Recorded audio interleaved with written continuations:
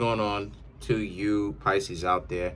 The window is open. It's hot as a mug up in this place. So if you hear things in the background, I don't care. All right. It's that hot. All right.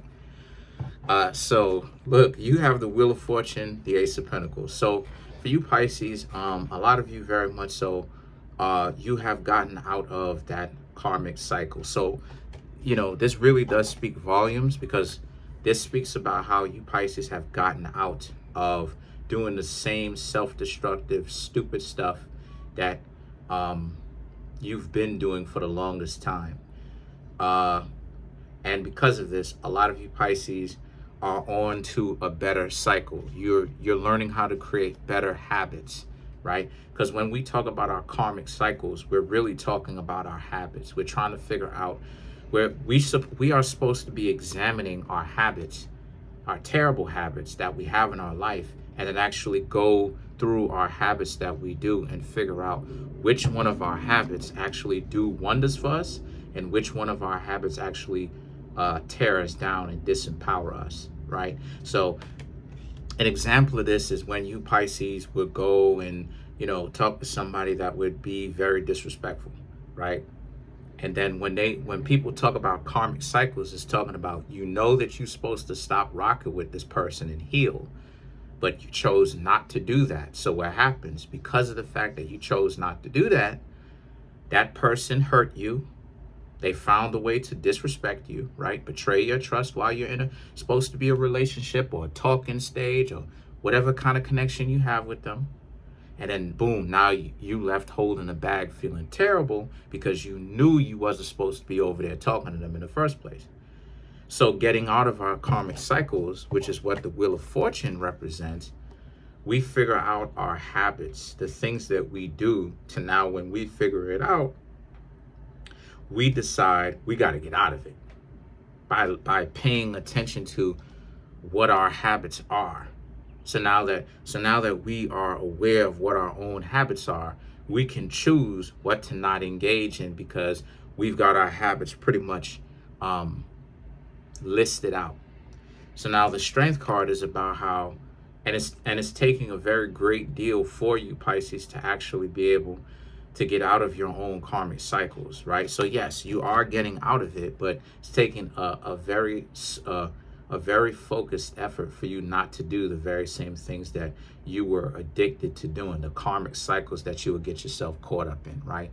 The, giving people too much benefit of the doubt, allowing these people to disrespect you a little bit too much, too often, too hard.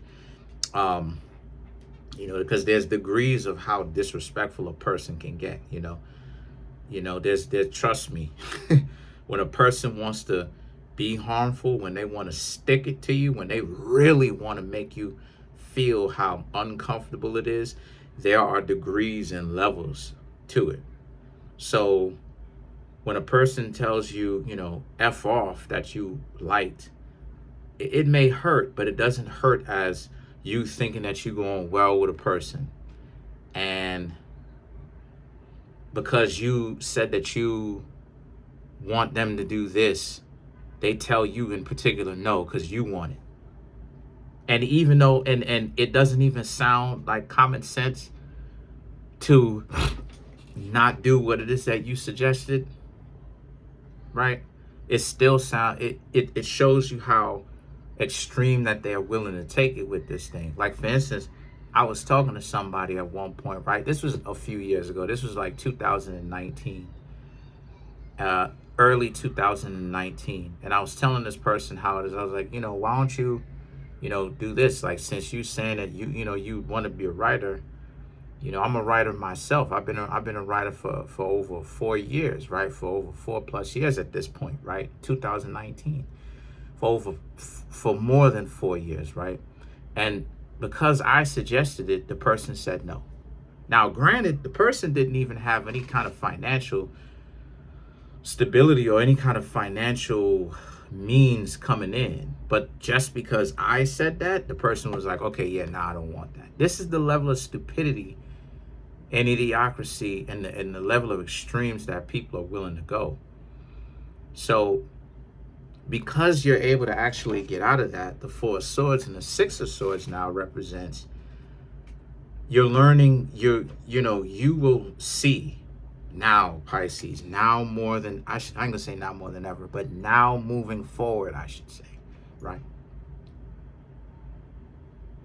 Just how hard people go to not listen to what's good for them. Because the Four of Swords represents you're finally getting to not try to save people from themselves. Excuse me, to save people from themselves. You Pisces are starting to realize that that's an endeavor that they are going to have to learn how to do on their own. They have to learn how to save themselves. And you're right, because now the Six of Swords is about how because when they don't learn how to save themselves,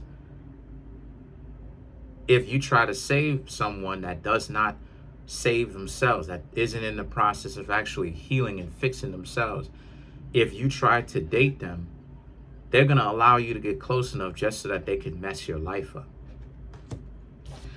So now the King of Cups now is about how, while not only are they going to try to mess your life up, they're going to try to flip the script. This is what I was talking to y'all about a year ago or so, right? About good luck changing. Remember, I was telling y'all about how it's almost like the two of y'all switch roles, where it's like they want you to accept, they want you to spiritually take on the debt of all the dysfunctional things that they've done. That's partially on a spiritual level. That's what the projection is done. They're trying to spiritually switch places. It's like, no, all the things that I've done, I haven't done it. You've done it. You've actually done all of that, right? Which makes you crazy if you're not paying attention to this. So the Star card and the Knight of Swords is all about how you Aquarius have to understand to learn how to just not take this personally. Don't personalize it. Look at what is to be learned, because if you take it personally, you're going to get lost in who the person was to you, right? Meaning when you date, and you're not going to be paying attention as to what it can be learned and how you can use that to your advantage next time. So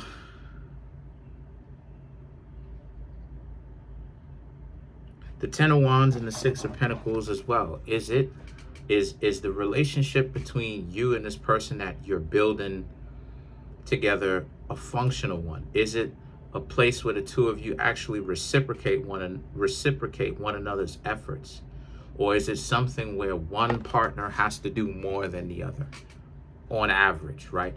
One partner has to do way more than the other on average. It's not just a one-off thing. It's not just, but the consistency of the relationship is the two of you generally pull each other's weight, is you giving special treatment and doing all this other type of stuff for a lazy bum calling themselves your significant other.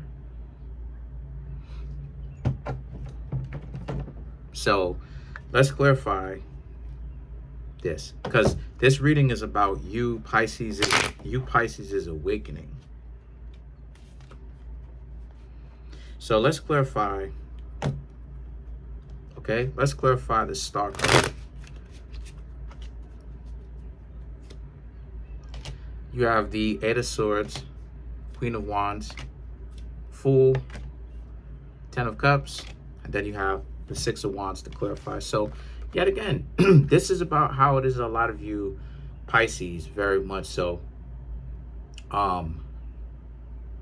Like it is, I said before, pay attention to see if it's reciprocal.